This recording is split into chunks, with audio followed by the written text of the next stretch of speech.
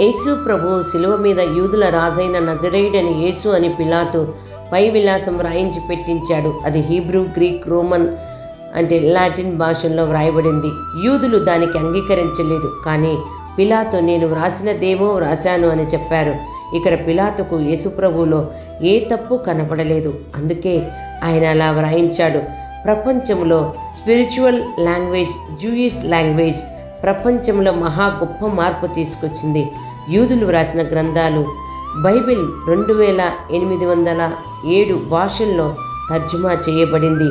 సంవత్సరానికి 50 కోట్ల కాపీలు అమ్మడయ్యే గ్రంథము బైబిల్.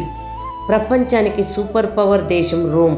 ప్రపంచానికి మోస్ట్ ఇంటెలెక్చువల్ పీపుల్ గ్రీక్స్. అందుకే మన యేసు ప్రభు రోమన్లకి రాజు, హెబ్రియులకు రాజు, అలాగే గ్రీకులకు కూడా రాజు అని పిలాతు పై విలాసం ద్వారా లోకానికి తెలియజేశాడు.